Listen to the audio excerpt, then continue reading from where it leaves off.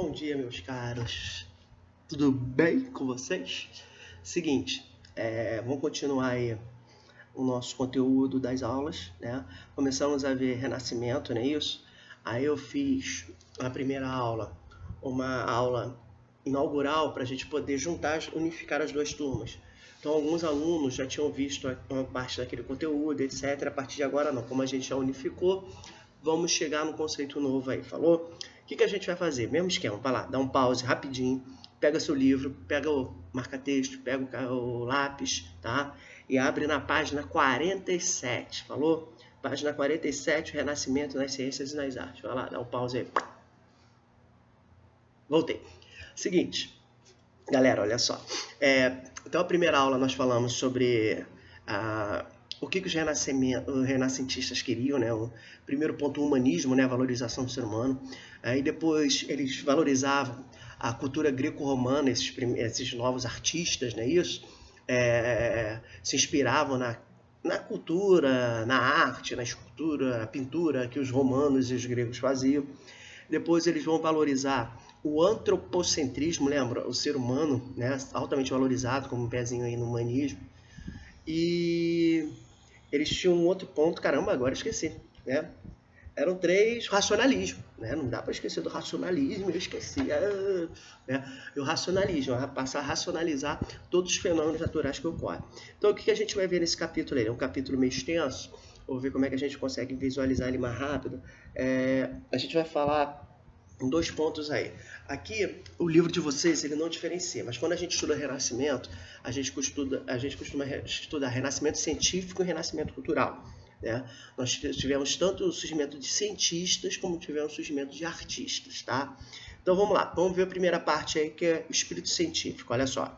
No pensamento do homem medieval, diversos fenômenos da natureza eram vistos como manifestações da vontade divina. A gente comentou isso.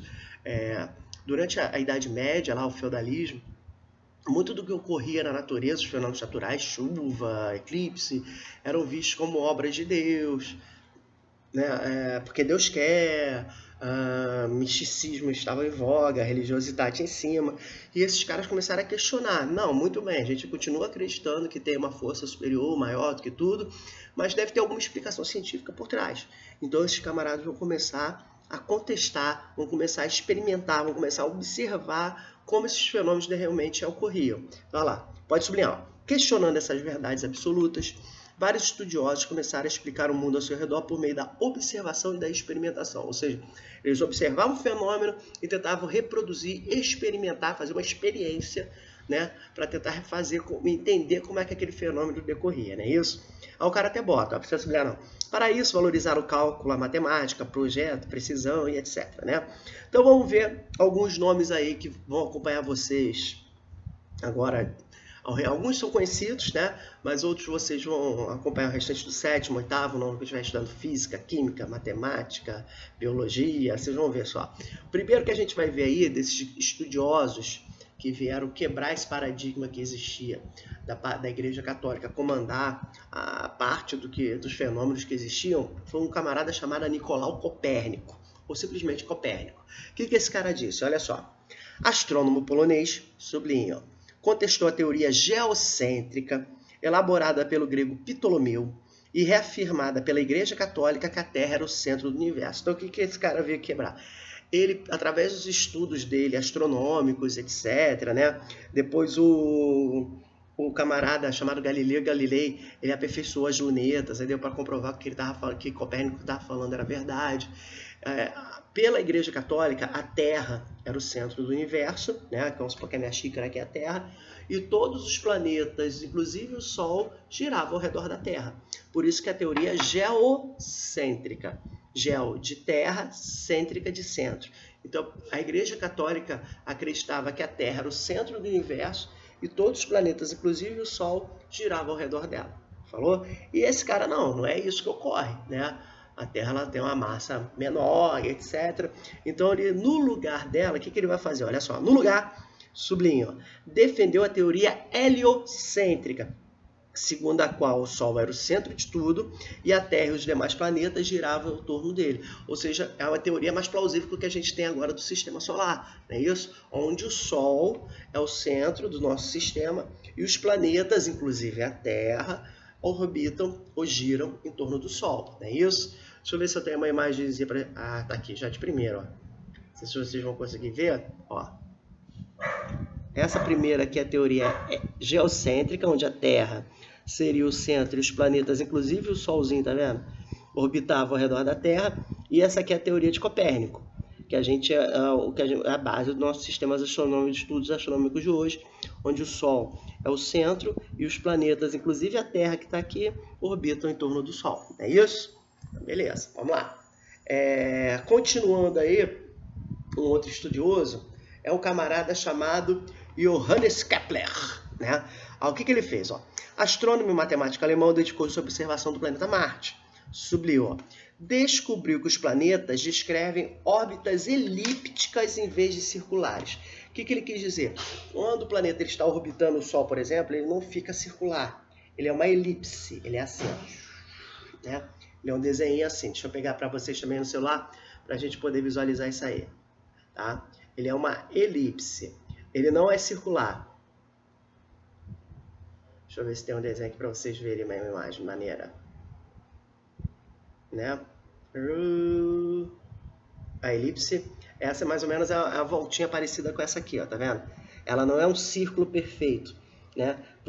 Se o Sol está aqui, tem momentos que a Terra, né, isso, está mais afastada do Sol e tem momentos que a Terra está mais próxima do Sol, não é isso? Isso aqui é uma elipse. Então foi justamente Kepler que descobriu que os planetas não fazem um círculo perfeito ao redor da órbita do Sol. Eles fazem uma elipse. Falou?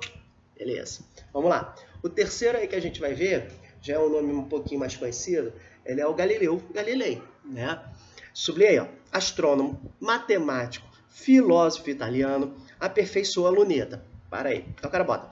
Instrumento que lhe permitiu descobrir as luas de Júpiter, os anéis de Saturno, as fases de Vênus, as manchas no Sol, a dimensão da Via Láctea, o sistema solar. Olha a quantidade de coisa que esse camarada conseguiu descobrir, né? Para terminar, sublinha aí, ó.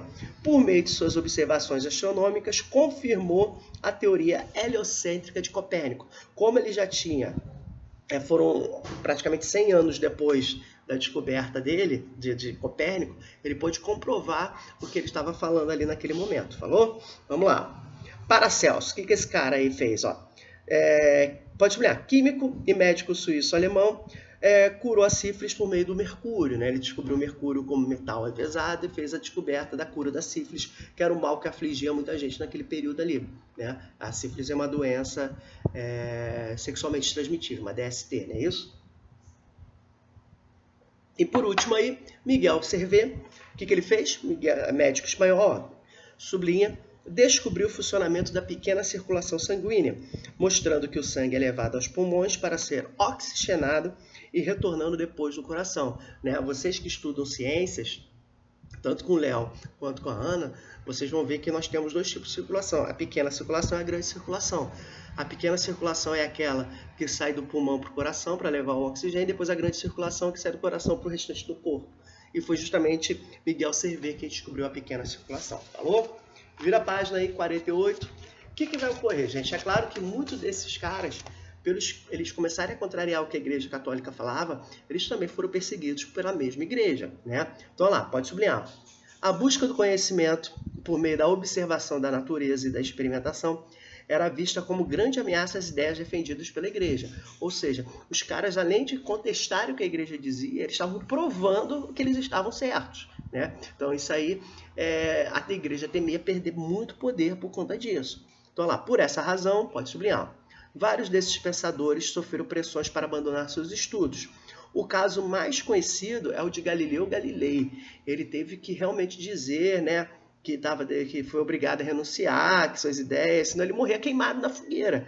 Olha só que maluquice, né? Ele teve que falar que realmente estava errado, porque senão a Igreja Católica simplesmente o queimaria na fogueira. Olha aqui como é que era aquele período ali, como é que era difícil se fazer ciência, se fazer arte. Então esses caras aí são verdadeiros heróis que a gente fala, falou? Vamos lá. Vira aí, ó. Difusão de novas ideias.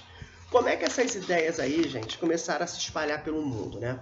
vocês podem ver que não tinha tecnologia, era um momento muito retrógrado, mas uma pequena invençãozinha vai modificar tudo. Olha só, você deve estar se perguntando como todas essas inovações e conhecimentos foram divulgados naquela época. Até a primeira metade do século XV, sublinha, os textos dos livros eram escritos à mão, principalmente por monges copistas, o que limitava e encarecia a produção. Então, toda a produção literária daquele período, gente, era feita totalmente à mão. Tá? Então, você tinha aqueles desenhos bonitos das Bíblias de antigamente. Então, demorava-se muito para se reproduzir um livro. Você não tinha xerox, você não tinha cópia, você não tinha impressora. Então, tudo que era dos livros que existiam, todos eles eram feitos à mão pelos chamados monges copistas. Olha o nome dos caras. Eram padres que praticamente passavam a vida toda copiando, né? Então, a maior parte do livro estava guardada na biblioteca dos mosteiros, das igrejas, né? Dificultando a difusão do conhecimento, que ficava limitada a religiosos e poucos intelectuais aristocratas. Um passo decisivo para mudar essa situação foi dado em 1450. O que ocorreu? Sublinha, ó. Quando o alemão Johannes Gutenberg desenvolveu a prensa dos caracteres móveis. Essa invenção aí revolucionou o que esses caras estavam falando nesse período. Por quê? Ó? Não precisa sublinhar não. Com base no modelo chinês. A prensa era uma máquina que comprimia uma superfície, os tipos móveis e bebidos em tinta. Então o que ele fez? Ele talhou, né? Fez várias em madeira, né? Em ferro, tá? Principalmente em ferro, feito de chumbo, não é isso? Ele talhou várias letras. Várias letras A, várias letras B, C, D, o alfabeto inteiro. Aí ele pegava a página, é claro que era um processo também demorado, né? E botava uma madeira e ia botando as letras. Aqui, ó, você deve estar se perguntando. Então o camarada botava o V, o O, o C, o E, ela montando. Ele montava a página todinha. No final, ele botava essa página em cima de uma tinta e depois só virava e ia carimbando as folhas. Quer dizer, bem ou mal, por mais que seja um processo trabalhoso de colocar as letrinhas para montar uma página, a quantidade de folhas que esse cara fazia era muito maior do que o cara que fosse copiando, né? Enquanto ele reproduzia ali, só na carimbada, né, várias folhas, o monge copista levava quase uma semana para fazer, para reproduzir uma folha, porque os desenhos eram bem elaborados, etc. Então, como a invenção desse cara ela proporcionou uma maior quantidade de livros, a cultura ela pôde ampliar-se pela Europa e as ideias desses caras puderam se espalhar pelos vários locais, né? Então vamos lá. Por meio dela, lá, sublinha, foi possível agilizar a reprodução de livros e, consequentemente, aumentar a produtividade e baratear os custos. Com a invenção de Gutenberg, as ideias humanistas, então, puderam ser difundidas por várias regiões da Europa. Então, a partir daí, as ideias que esses caras estavam presas ali começaram a se espalhar. Os livros foram produzidos, tudo que esses caras escreviam começaram a chegar em várias partes da Europa, então as ideias deles foram se espalhando pelo mundo, falou? Deixa eu dar uma pausazinha aqui para a gente fazer a segunda parte desse vídeo, falou?